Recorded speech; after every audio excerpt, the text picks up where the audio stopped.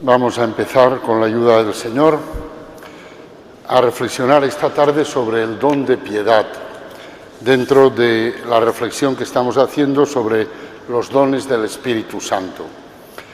Lo primero que quiero decir es que la palabra piedad nos despista, porque por lo menos a mí la palabra piedad me sugiere la compasión, ¿no? Tener piedad de alguien, tener compasión. Sin embargo, esta expresión de don de piedad no va por ahí, por lo menos no va prioritariamente por ahí. La palabra viene de la pietas, de la que hablaban ya los romanos, en tiempo de los romanos, y entendían que la pietas es la virtud que regula la relación entre padre e hijo. Por lo tanto, la palabra piedad aquí la tenemos que entender en toda la meditación como la actitud que regula la relación entre Dios, que es nuestro Padre, y nosotros, que somos sus hijos. A eso es a lo que se refiere el don de piedad. El don de piedad es el don del Espíritu Santo por el que se nos revela el verdadero rostro de Dios. El verdadero rostro de Dios, que es Padre. En el credo decimos: creo en Dios, Padre Todopoderoso, Creador. ¿Veis? El orden de las palabras del credo tiene su importancia. Dios, ¿qué es lo primero que decimos de Dios? Que es Padre. Después que es Todopoderoso y después que es Creador. Pero digamos que la primera determinación de Dios es que es Padre. Quien nos ha revelado esto con toda la hondura es Jesús, el cual llama a Dios Abba, palabra que en hebreo quiere decir Padre y que contiene un doble matiz. Indica la autoridad del Padre, del Abba, la autoridad que es total, que es plenaria, y al mismo tiempo indica la ternura. Indica que ese ser que tiene toda la autoridad sobre mí está lleno de amor, tiene entrañas de misericordia y de ternura hacia sus hijos.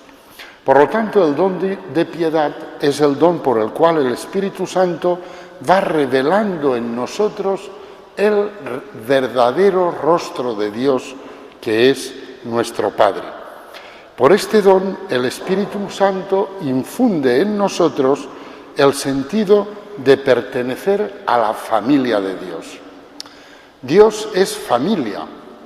Yo se lo explico a los niños de primera comunión, y ellos lo entienden enseguida, ¿no? Es decir, y les digo, ¿por qué Dios es familia? Porque para que sea familia tiene que haber más de uno, ¿no? Una familia, uno no es una familia. Entonces, pues porque Dios, aunque es uno, existe en la Trinidad de las personas divinas. Dios, siendo uno, es Padre, Hijo y Espíritu Santo. Por lo tanto, Dios es en sí mismo familia. Y Dios es Padre antes de crear el mundo y antes de crear a los hombres. Porque Dios es Padre porque desde toda la eternidad ha engendrado en la unidad del Espíritu Santo a un Hijo, que es su Hijo muy amado, que es el que después, más adelante, se encarnará en las purísimas entrañas de la Virgen María, y que será Jesús. Pero es importante que comprendamos esto, que Dios es Padre antes de crear el mundo. Dios no es Padre porque nos crea a nosotros. Dios es Padre porque ha engendrado desde toda la eternidad en su seno, en la unidad del Espíritu Santo, a su único Hijo, que es igual a Él en la dignidad, en la unidad del Espíritu Santo. El Espíritu Santo es como el que envuelve ese acto de generación del Padre. Por el don de piedad nosotros vamos comprendiendo estas cosas y recibimos el espíritu de la familia de Dios. Es un don que nos hace sentir un afecto filial hacia Dios, que es nuestro Padre. Y como consecuencia inmediata, pues al mismo tiempo nos hace sentir hermanos de los demás hombres que están como nosotros llamados a llegar a ser hijos de Dios, a ser hijos en el único Hijo con mayúscula, que es Cristo. Cuando celebramos el bautismo se celebra ahí en la pila bautismal, pero ya al final de la celebración los padres y padrinos vienen con el niño aquí delante del altar. Yo siempre les digo, ¿veis? Esta pequeña procesión, desde ahí hasta aquí, indica el camino de la vida cristiana. La vida cristiana empieza ahí, en la pila bautismal, en el bautismo. Y más adelante se alimenta aquí, en la mesa de la Eucaristía, cuando vuestros hijos reciban la primera comunión. Puestos aquí delante del altar, rezamos el Padre Nuestro. Y lo rezamos en nombre del que se ha bautizado. Si el que se ha bautizado fuera un adulto, lo rezaría él. Y yo siempre les explico, ahora ya puede vuestro hijo rezar el Padre Nuestro, porque por el bautismo ha sido hecho hijo de Dios. Nosotros aquí en España tenemos una costumbre así de decir con facilidad, ¿es que no somos todos hijos de Dios? Habría que decir, pues mire, en principio no. En principio no, porque en principio Dios solo tiene un hijo, escrito con mayúscula, que es Cristo, que lo tiene desde toda la eternidad. En principio, un hombre, por el hecho de existir, no es hijo de Dios, es criatura de Dios. Ha sido creado por Dios, criatura de Dios. Ahora, Dios lo ha creado con el ánimo, por parte de Dios, de que llegue a ser hijo. Y para que llegue a ser hijo, lo que tiene que hacer es unirse orgánicamente al único hijo que Dios tiene, que es Cristo. Y eso es lo que hace el bautismo. Por el bautismo nosotros somos injertados en Cristo, somos unidos a Cristo, somos hechos miembros de un cuerpo del cual la cabeza es Cristo. Y entonces, unidos a Cristo, somos hijos, con minúscula, en el único Hijo, con mayúscula, que es Cristo, y que es Hijo del Padre desde toda la eternidad. Por eso yo les digo, ¿sabéis? El Padre Nuestro solo hay uno que lo puede rezar, que es Cristo. Es el único que puede llamar a Dios Padre, con propiedad. Ahora, puesto que por el bautismo hemos sido orgánicamente unidos a Él, pues a partir de ese momento nosotros, apoyándonos en Cristo, podemos llamar a Dios Padre. Porque llamar a Dios Padre es una enormidad, porque Dios es bueno. ¿Y nosotros somos buenos? Nadie es bueno sino Dios, le dijo el Señor a aquel que se le acercó y le dijo, Maestro bueno, ¿qué he de hacer para obtener la vida eterna? ¿Por qué me llamas bueno? Nadie es bueno más que Dios. Por lo tanto, los hijos se parecen a los padres. Solo hay uno que se parece perfectamente bien al Padre del cielo, y ese es Cristo, el Señor, su único Hijo, su Hijo amado. Y los demás, unidos a Cristo por el bautismo, somos hechos hijos en el único Hijo. Y toda nuestra tarea hasta llegar al cielo es que por el Espíritu Santo que ese Hijo nos da desde el Padre, pues ir quitando en nosotros todo lo que hace que no seamos parecidos a Cristo y por lo tanto al Padre. Toda nuestra tarea es ir siendo cristificados, ir siendo hechos hijos de Dios de verdad.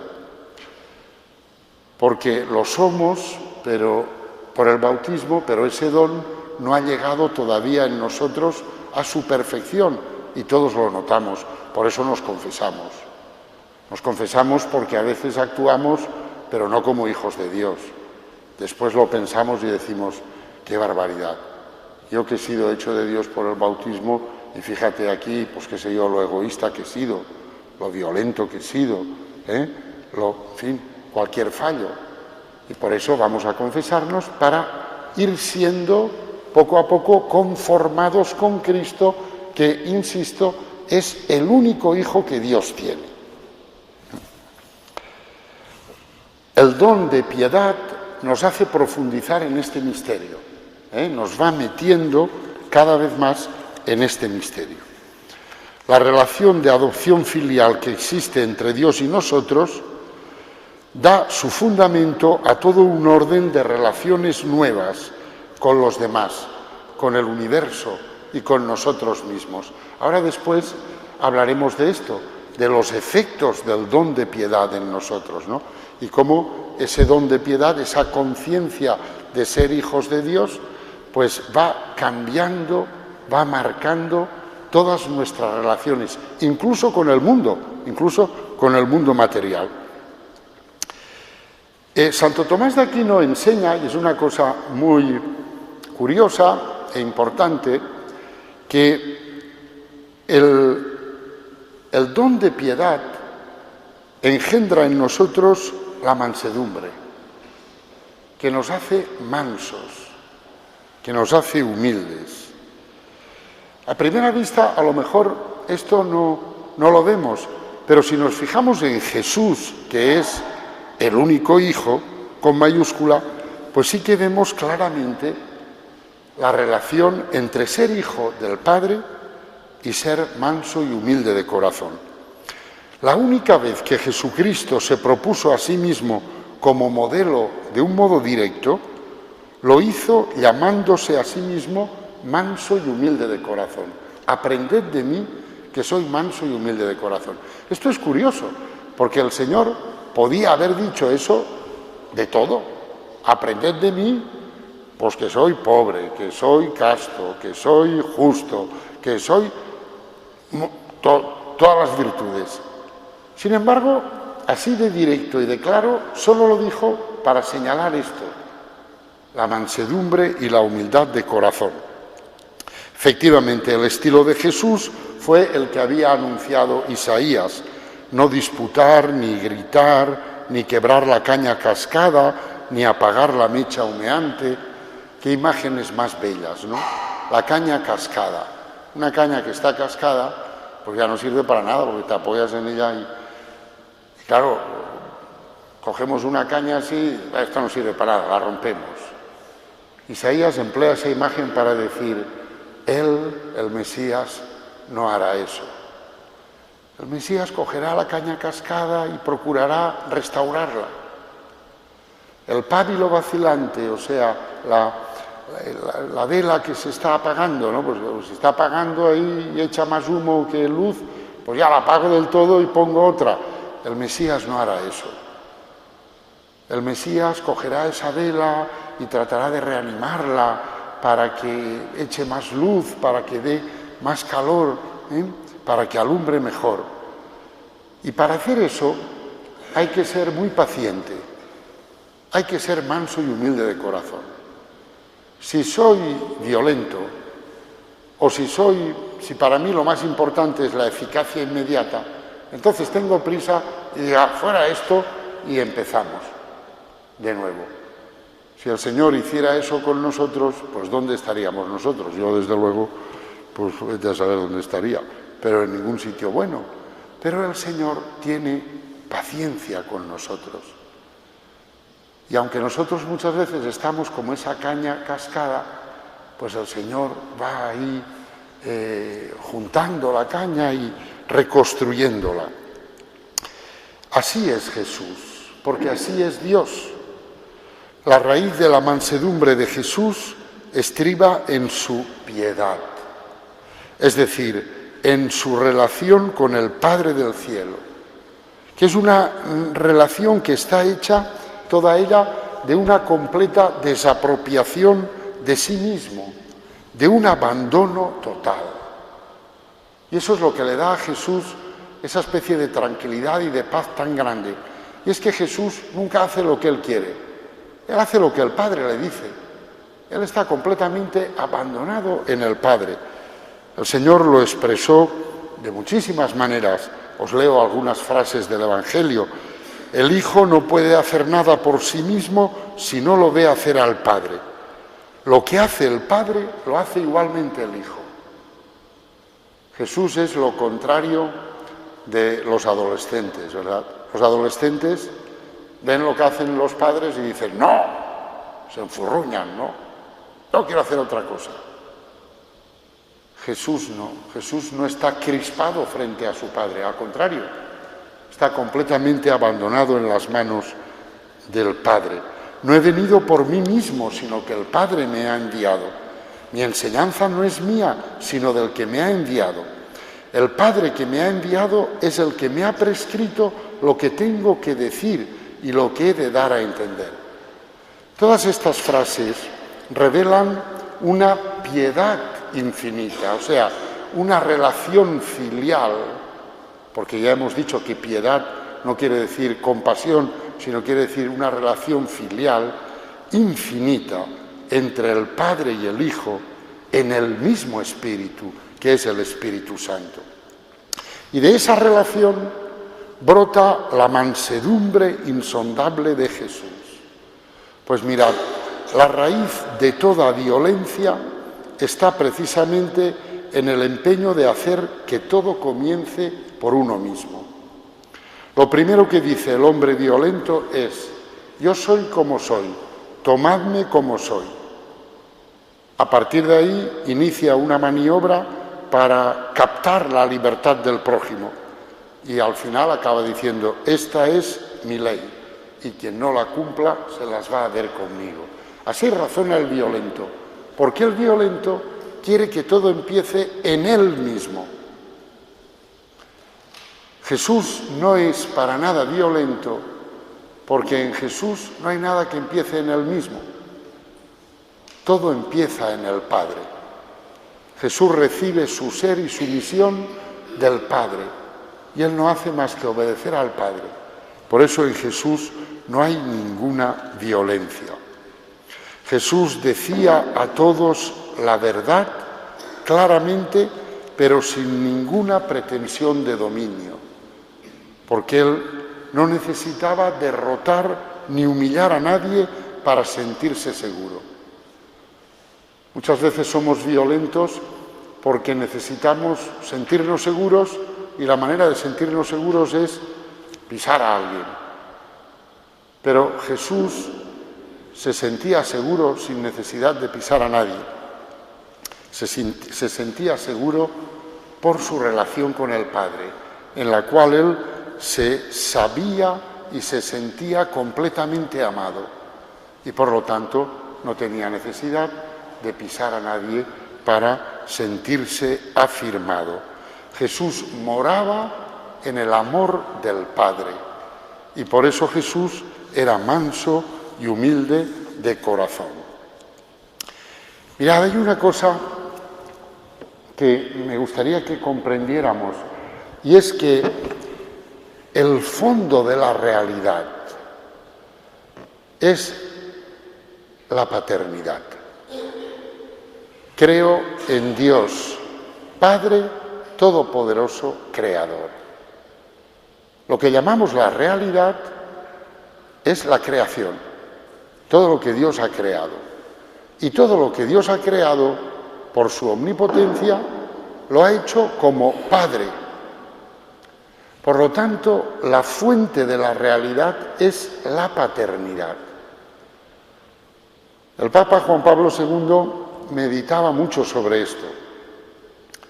Se daba cuenta de que en el mundo de hoy, y quizá de siempre, pues los hombres tendemos a pensar, si preguntáramos a la gente, ¿qué es el fondo de la realidad? O sea, ¿cuál es la fuerza que mueve todas las cosas?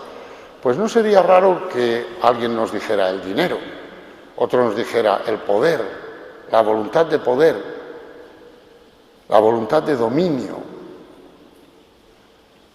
Sin embargo, es verdad que existe mucha voluntad de poder, mucha voluntad de dominio, pero eso no es lo más profundo de la realidad. Lo más profundo de la realidad son los rayos de paternidad que emanan de Dios, porque esos rayos de paternidad son los que han dado lugar a la creación. Dios ha creado el mundo para ampliar su paternidad, para crear a unos seres, nosotros y los ángeles también, que viviéramos como hijos suyos, que participáramos de la filiación de su único Hijo Jesucristo.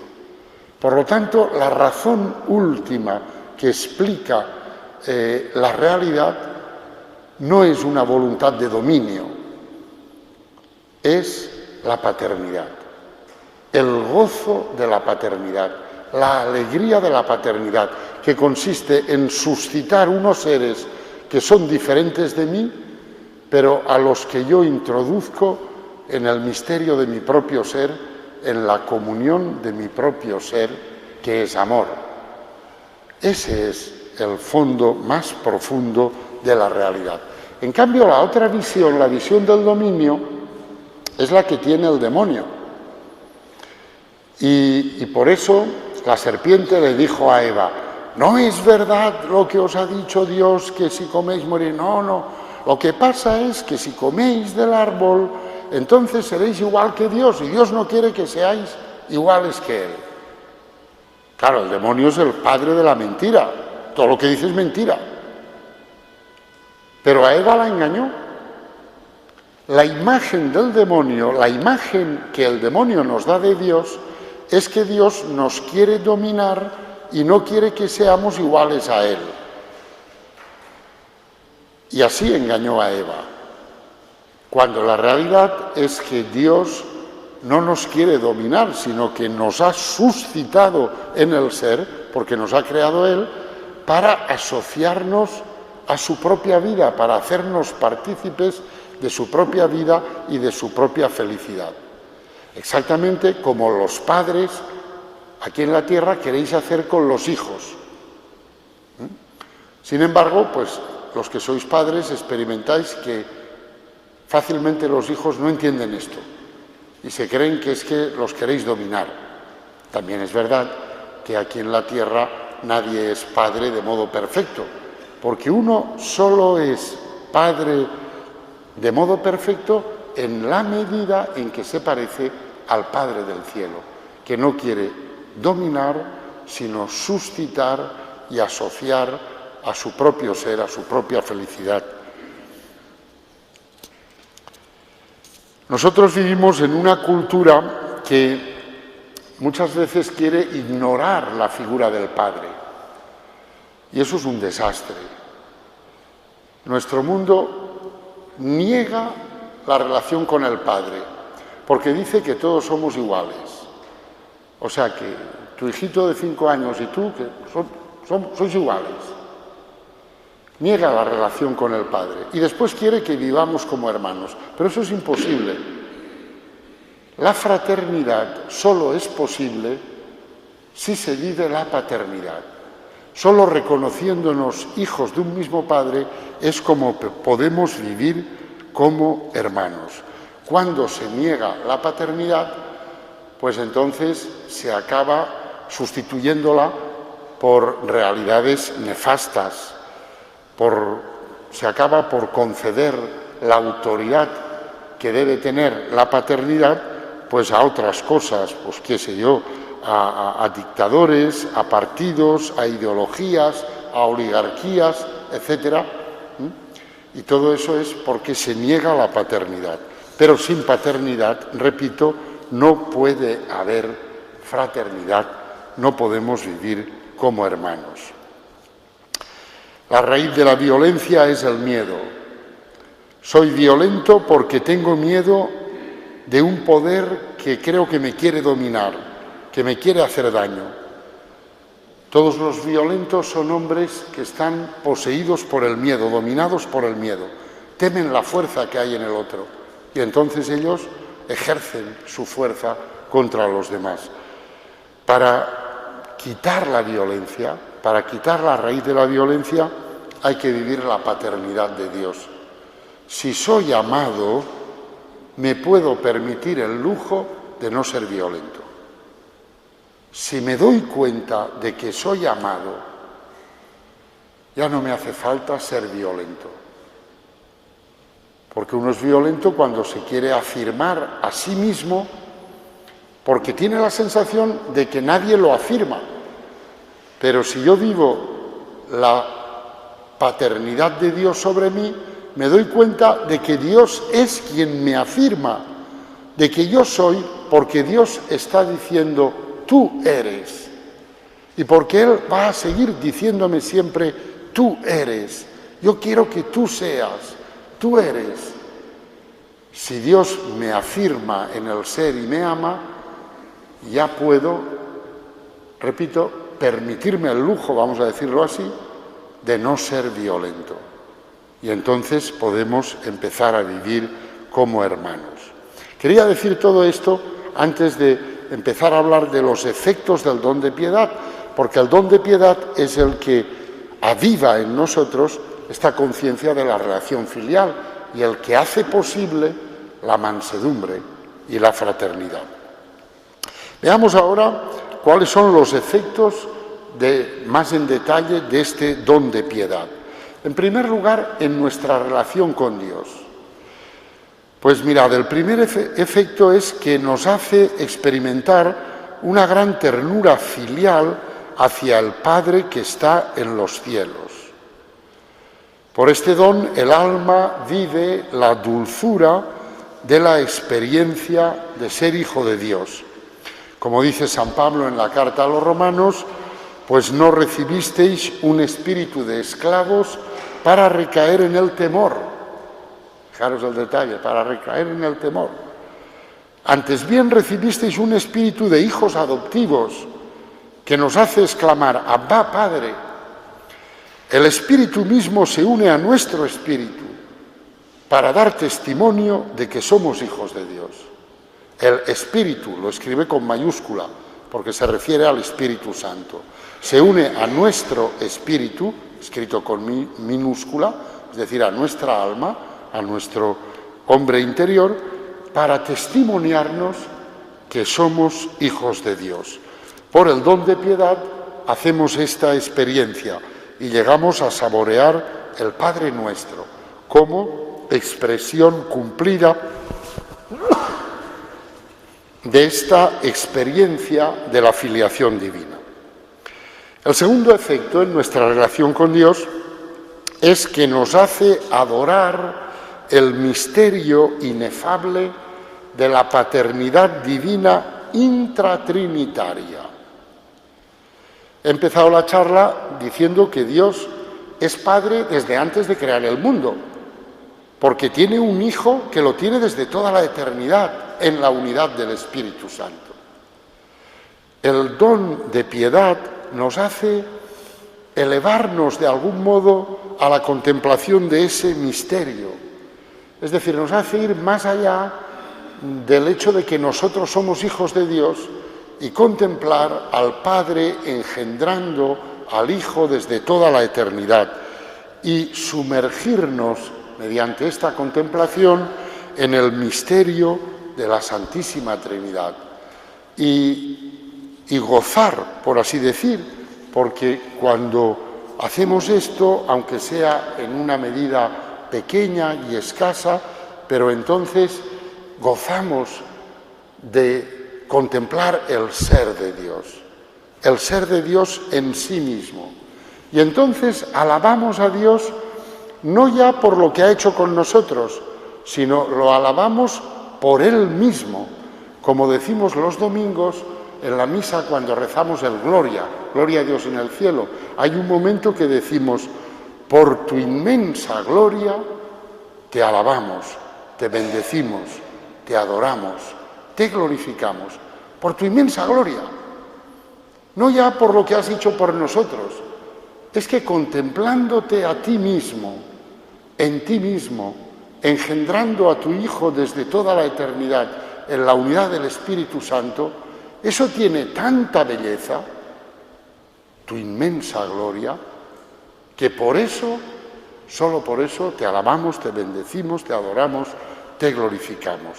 De esa manera llegamos al amor puro. El amor puro es el amor que ama sin recibir nada, al margen de que uno reciba o no reciba. Es el amor que goza del ser del otro. El don de piedad nos hace capaces de esto, de contemplar a Dios en sí mismo y de gozar viéndole en su propio ser. En tercer lugar, en nuestra relación con Dios, el don de piedad nos lleva a abandonarnos confiadamente en los brazos del Padre Celestial. Aprendemos por el don de piedad a abandonarnos. Esto es muy importante, porque es como un umbral, un umbral. Al principio de la vida espiritual estamos ahí relacionándonos con Dios y estamos un poco ahí como diciendo, dame, yo te pido, porque a ver, porque yo quiero ir por aquí, porque esto que me salga, porque tal, porque cual, venga Señor, por favor, ayúdame. Estamos siempre ahí en una especie de negocio con Dios, porque nosotros tenemos nuestro proyecto. Y decimos, Padre, tú que eres bueno y que me amas, venga, ayúdame para que me salga mi proyecto. Bien, no voy a decir que esté mal eso, pero hay que crecer. Y crecer es que llega un punto en que decimos, mira, Padre, lo que tú quieras, porque yo también es que me paso de listo con mis proyectos, ¿no? Y también, yo qué sé, si mis proyectos son tan acertados como yo me creo, como... Por eso os he copiado y después, al acabar la charla y al acabar la misa, en esta mesa que estará allí en el fondo, os he dejado, para que si queréis os la llevéis, la oración del hermano Carlos de Foucauld, que está beatificado, del beato Carlos de Foucauld, que es una oración que expresa el abandono en Dios de una manera estupenda, ¿no? Padre, me pongo en tus manos, haz de mí lo que quieras, sea lo que sea. Lo acepto todo, te doy las gracias, con tal que tu voluntad se cumpla en mí y en todas tus criaturas. En fin, ya la veréis, es una oración muy bella y que expresa este abandono total en las manos del Padre. Esto es efecto del don de piedad. El hermano Carlos pues recibió este don de piedad de una manera muy fuerte y bastante pronto, porque esto lo escribió cuando estaba en Nazaret y todavía le quedaban muchos años de vida. Él pudo vivir en ese abandono. Si contempláis las fotografías del hermano Carlos, el beato Carlos de Foucauld, al final de su vida, su rostro parece un icono. Se veía un rostro muy transfigurado. Un hombre que era un hombre con unas pasiones tremendas, de voluntad de dominio, de lujuria, de tal. Pero el Señor lo transfiguró y tuvo este don de piedad en un grado eminente. Pues esto, efectos en nuestra relación con Dios y en nuestra relación con el prójimo. ¿Qué efectos produce en nosotros el don de piedad? Pues un primer efecto es que nos infunde la mansedumbre, de la que ya hemos hablado. La mansedumbre es una actitud espiritual propia de lo que el Antiguo Testamento llama los anawim. Los anawim en hebreo quiere decir los pobres, los humildes, los sencillos de corazón, los que abandonan su destino en manos de Dios. En el Antiguo Testamento es curioso esto. En el Antiguo Testamento podemos distinguir como varios filones. Hay un filón que presenta la figura del justo, es el hombre que cumple los mandamientos de Dios. Y ese es un filón muy importante, ¿no? Pero hay otro filón, en parte diferente, es el filón de los anawim, de los pobres, de la gente que, por supuesto, también cumplen los mandamientos de Dios o intentan cumplirlos, pero que la nota que domina en ellos es el abandono en el Señor. De estos Anahuín dice, por ejemplo, el Salmo 36, cohíbe la ira, reprime el coraje, no te exasperes, no sea que obres mal, porque los que obran mal son excluidos, pero los que esperan en el Señor poseerán la tierra. Aguarda un momento, desapareció el malvado, fíjate en su sitio, ya no está. En cambio, los sufridos poseen la tierra y disfrutan de paz abundante. Los Anahuín son los que confían en el Señor y a pesar de la violencia que ven en la tierra, saben sufrirla, son sufridos. Y como confían en el Señor, aguantan, sufriendo, pero aguantan. Y el Salmo dice, sigue aguantando y confiando en el Señor, porque llegará un momento en que verás que el malvado desaparece y que a vosotros los humildes, los que habéis confiado en Dios y aguantado todo lo que la vida os ha echado encima, a vosotros os darán la tierra. El Señor dirá en las bienaventuranzas, bienaventurados los sufridos, porque ellos heredarán la tierra. Esta tierra que parece que es propiedad de los violentos, sin embargo, la heredarán los sufridos. El Salmo proclama efímera la prosperidad de los malvados y exhorta a la humildad, mansedumbre, confiando en Dios.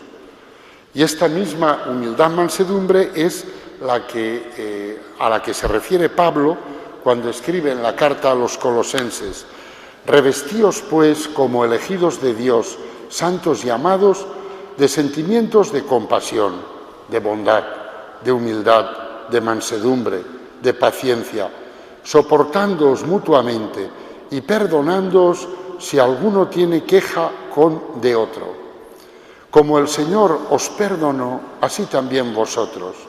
Y por encima de todo esto, revestíos de la caridad, que es el vínculo de la perfección. Es una descripción de esta actitud. Esto es una de las lecturas que se pueden leer en la celebración del matrimonio. No hay muchos novios que la elijan, pero es porque son demasiado jóvenes y todavía saben poco de la vida.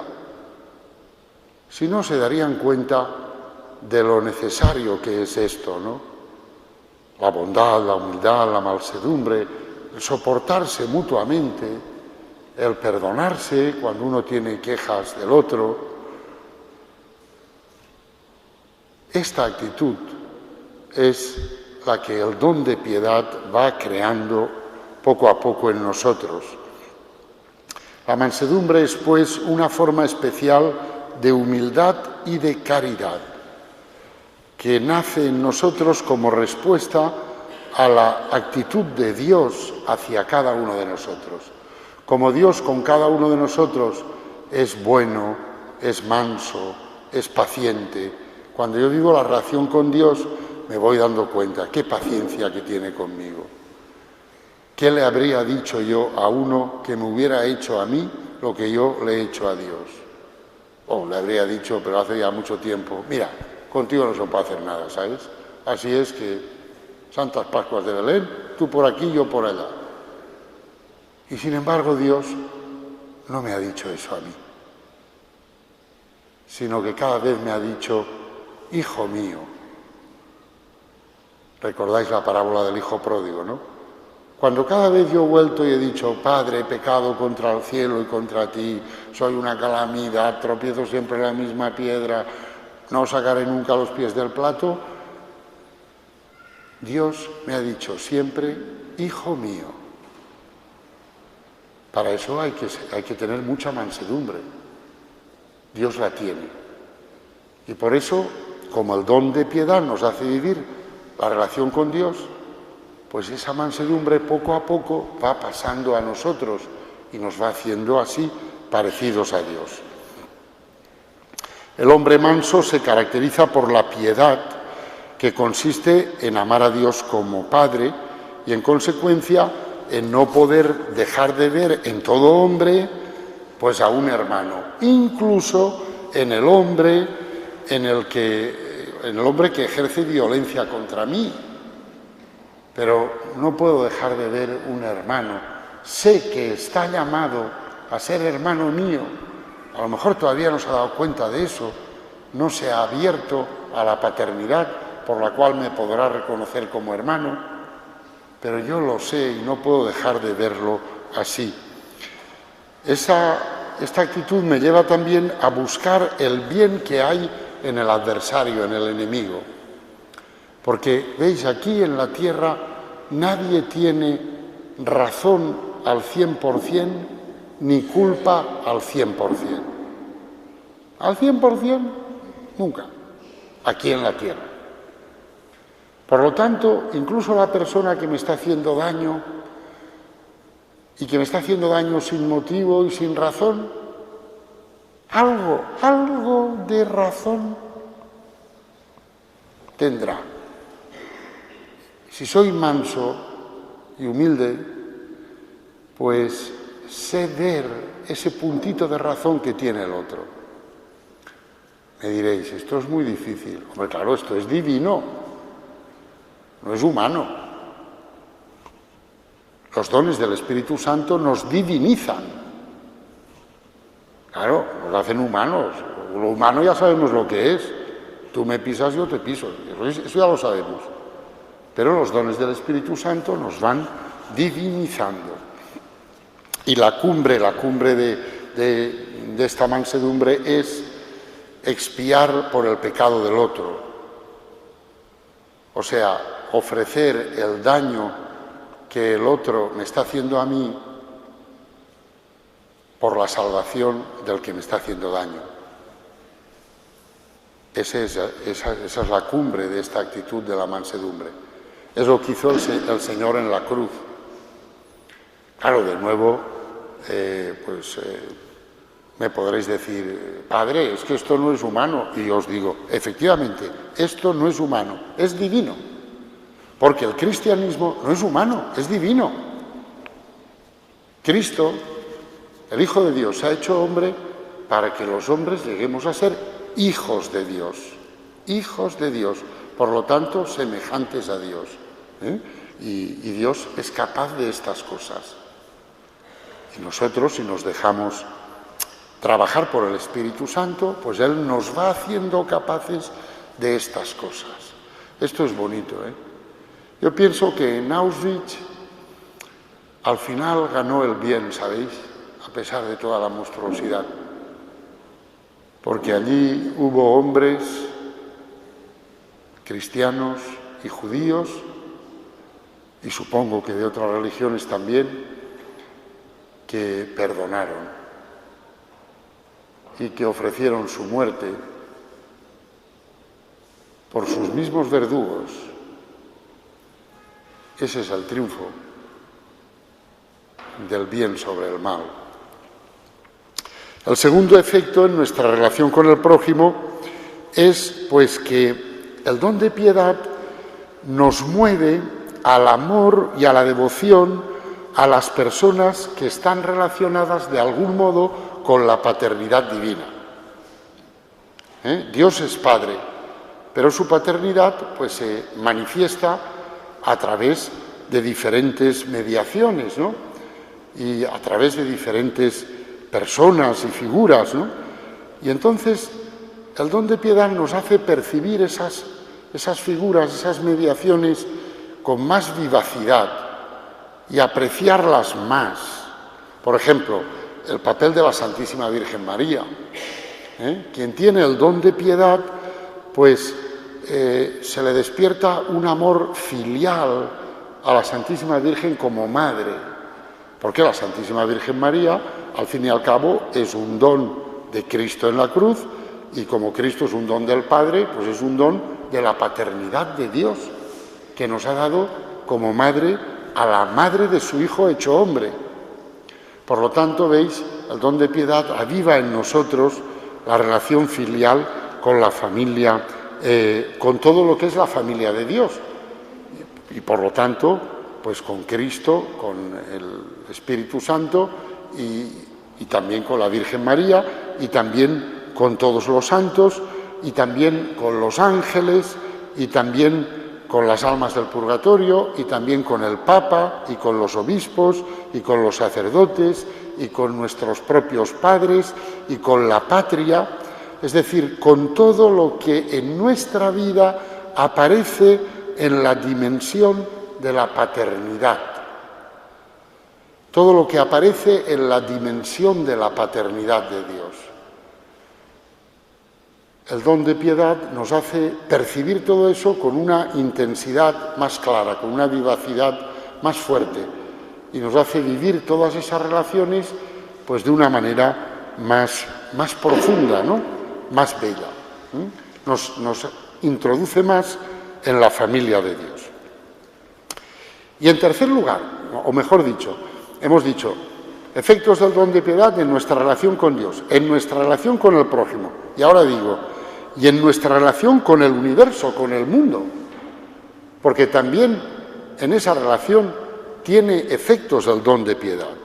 Por ejemplo, un primer efecto, nos da una percepción del universo y de toda la creación como la casa del Padre,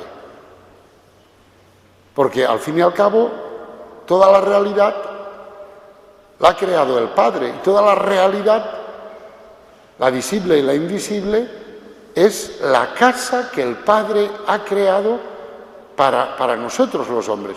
Y el don de piedad nos hace percibir el universo así. Entonces las cosas aparecen en una luz especial. Aparecen todas como criaturas del Padre, como dones del Padre, y en cierto modo, pues como hermanas nuestras. Y ahí, pues, algunos santos han llegado muy lejos. Hombre, el más conocido en Occidente en este sentido, pues es San Francisco de Asís, ¿no? Con su relación con las criaturas, que llega, por ejemplo, al hermano lobo, a hablar con el hermano lobo, y el hermano lobo le escucha y le hace caso.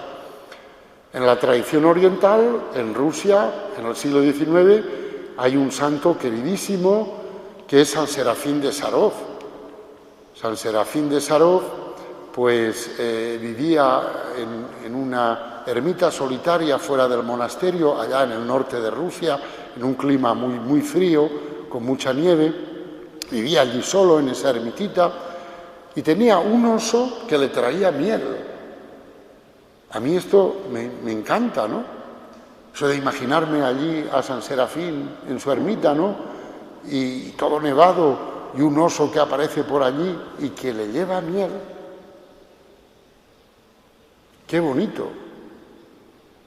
Son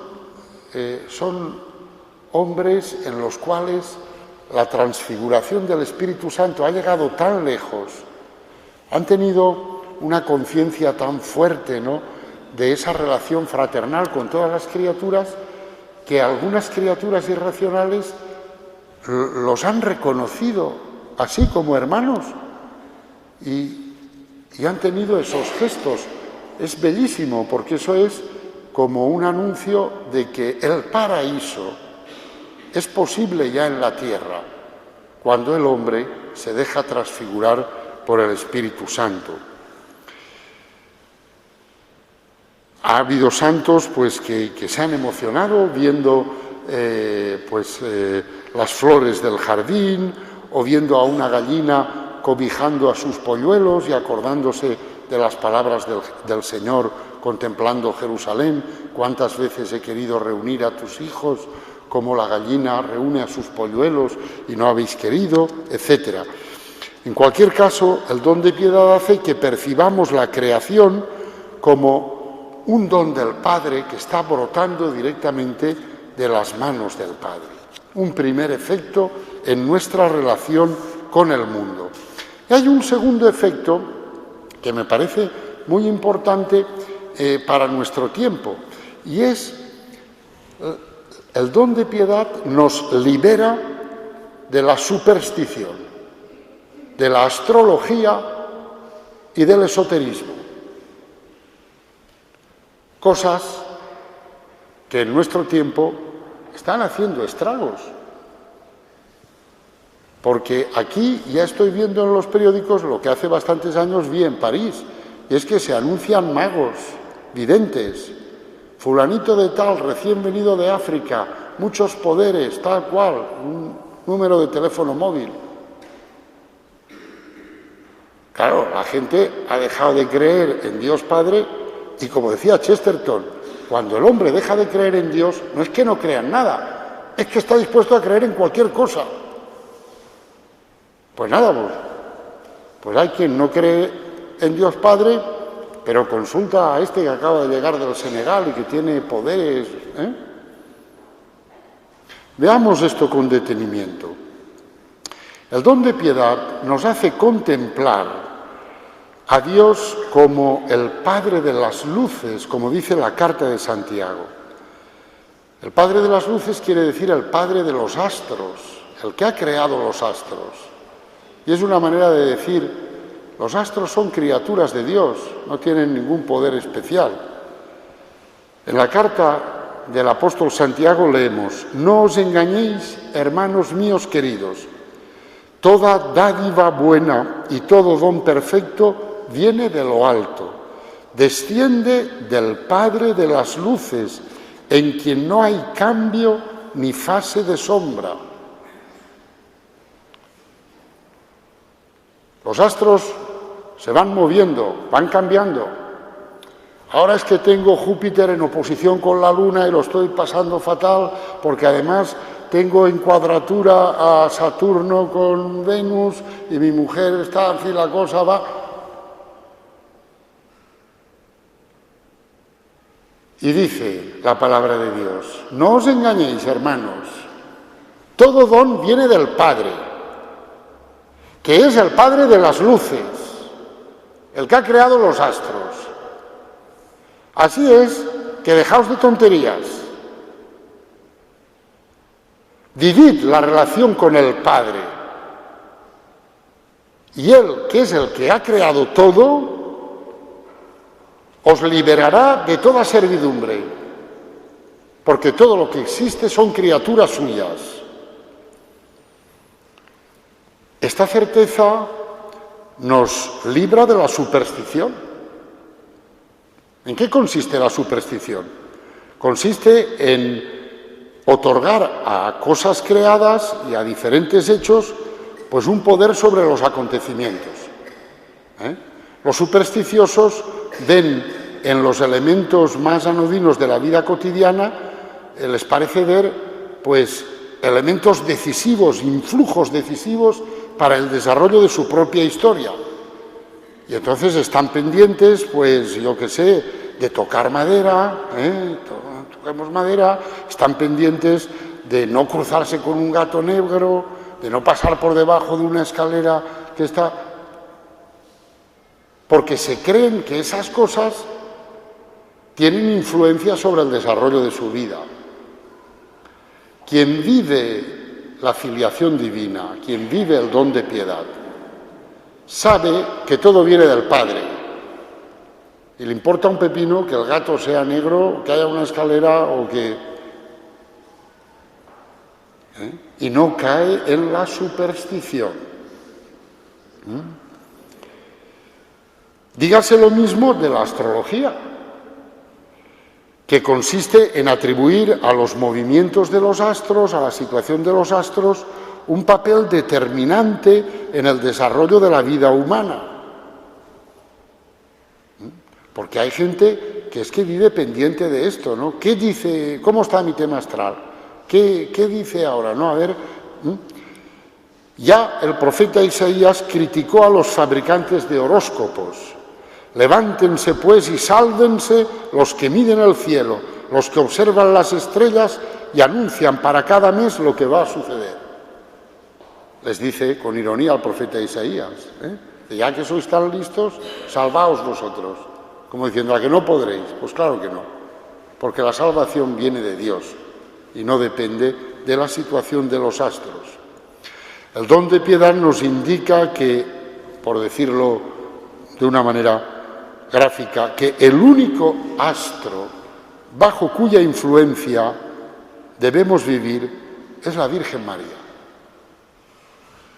la Madre de Dios, a la que la piedad cristiana invoca como estrella de la mañana. Es el único astro que nos interesa.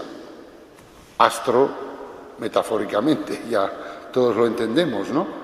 Le damos ese título, estrella de la mañana. A ella, a su intercesión, a su amor de madre, nos confiamos. Pero no podemos vivir pendientes de eso, de ver la situación del tema astral. También nos libera del esoterismo, que tiene múltiples formas y que siempre coincide en concebir a Dios como una especie de energía impersonal en la que nos debemos de diluir para alcanzar la salvación. El esoterismo tiene muchas formas, por eso hablar del esoterismo en singular da un poco de corte, ¿no? Hay que decir algún rasgo común, ¿no? Pero un rasgo común que lo encontramos siempre en todas las formas de esoterismo es eso, concebir la realidad como una especie de fluido de energía del cual yo soy una chispa y por lo tanto lo que tengo que hacer es meterme en el fluido y si la chispa se mete en el fluido, pues ya no hay chispa, ¿no? Pues más o menos así. Otros dicen, la realidad, Dios es como un océano y yo soy una gotita del océano y lo que tengo que hacer es sumergirme en el océano, pero cuando me sumerjo en el océano, ¿dónde está la gota? Ya no hay gota, ¿verdad?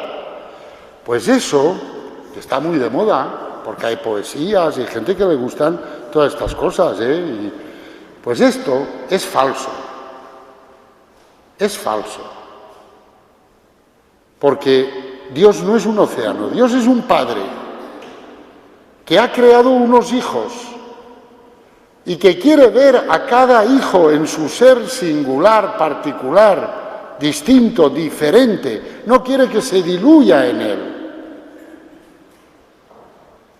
Y cuando por la misericordia de Dios lleguemos al cielo, no llegaremos al océano en el que nos diluimos. No, no, no. En el cielo, Pepito será Pepito por toda la eternidad. Y Maripili será Maripili por toda la eternidad. Porque cuando Dios ha creado a Pepito, no ha creado una gota para que se diluya, ha creado un rostro para que exista eternamente. Y así con cada hombre. Claro, esto del esoterismo está muy de moda, es lo que también llaman la New Age, es una forma del esoterismo, ¿no? A esta gente que le encantan las sesiones de energía, se cogen de la mano, energía positiva, te pones una piedra de no sé qué, te da energía para no sé cuánto, tal cual, todo, qué bien, qué bonito, qué energía. Yo sí, lo he notado. Mira, rollos que no digo cómo terminan por respeto al templo, pero que todos sabemos todas las cosas, vamos a ver, que no nos hemos caído ahora del guindo, ¿no? Es decir, pues todo esto son rollos. Y el don de piedad de un plumazo nos libera de todo eso diciéndonos, Dios es tu Padre y tu Padre te ha creado para que existas para siempre, no para que te diluyas. Como dijo el profeta Isaías, o dijo, mejor dicho, Dios por boca del profeta Isaías, porque vales mucho a mis ojos, eres precioso y yo te amo. En el nombre del Padre, y del Hijo, y del Espíritu Santo.